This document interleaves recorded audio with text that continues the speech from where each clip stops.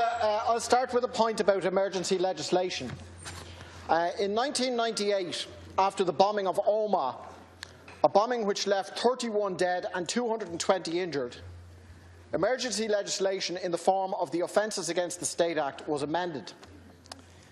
Every year the Dáil comes back to debate and vote on whether to renew those amendments. Only 2 to 3 weeks ago, deputies trooped up and down these aisles, turned left or right to vote for or against renewing that piece of emergency legislation. But with this piece of emergency legislation, the rules are different. The government can renew this piece of emergency legislation without a vote and with a mere token debate. And so, a vote of this House is needed to renew emergency legislation, which we are told is aimed at terrorism, but no vote of this House is needed to renew emergency legislation, which we know is aimed at those who teach our kids and police our streets. Truly amazing, Ceann Comhairle, are the ways of the parliamentary system. Now, the aspect of the FEMPI issue that I want to highlight today is the issue of the lower rate of pay for new entrants. As Deputy Cullinan explained, that was introduced before the FEMPI legislation because it was for new entrants as opposed to public servants already in employment.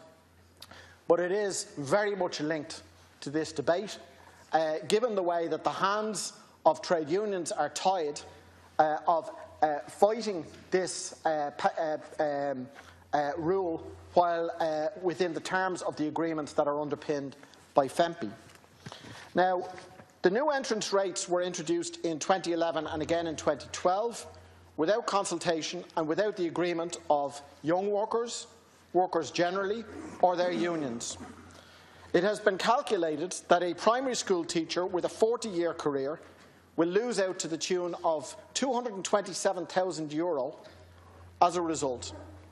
It has been calculated that a secondary school teacher with a 40-year career will lose out to the tune of €300,000 as a result. These are young people who want to buy their homes, get mortgages, start families, have ordinary, decent lives. They are severely hampered by these cuts. But even if the cuts were a small fraction of what they actually are, they would still be wrong. A worker who does the exact same work as a colleague should be on the same pay scales. If a woman earned less than a man in a job, we would say it was wrong. If a person with black skin earned less than a person with white skin in a job, we would say it was wrong. If a person from the LGBT community was discriminated against and paid less than other workers in a job, wrong again. So why does the state say it's okay when it is a new entrant, when it's a young person? This is wrong right down the line and must be changed, and changed immediately. Now, I glimpsed Deputy Finian McGrath there a few seconds ago. I think he's like, now you see him and now you don't. Not in the House now, but he was in the House on the 29th of May 2013. The House was debating FEMPI, and this is what Deputy McGrath said on that night. I thank the acting chairman for the opportunity to speak on this new legislation, the Financial Emergency Measures in the Public Interest Bill 2013.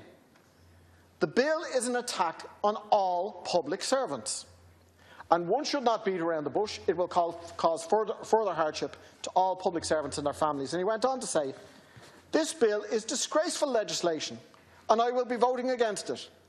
I will stand by our public servants who do not deserve this injustice, and this legislation is not in the public interest. Now, if I'd been in the House in 2013, I'd have voted against. And if there were a vote today, I'd vote against again. In that, I would at least be consistent.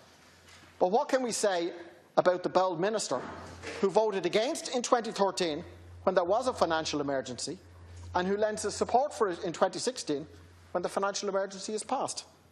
Maybe the minister might come back into the House and explain his position. In conclusion, Ceann Comhairle, this government is a right-wing anti-worker government, but it is clearly a weak government too. It has been put very much on the back foot by the anti-water charges campaign and was bested a few weeks ago by the anti-bin charge campaigners. It will be no match for organised workers who prepare a strong and vigorous campaign on the issue, and we will give full support to any group of workers or trade unions who take a stand on these matters. Thank you.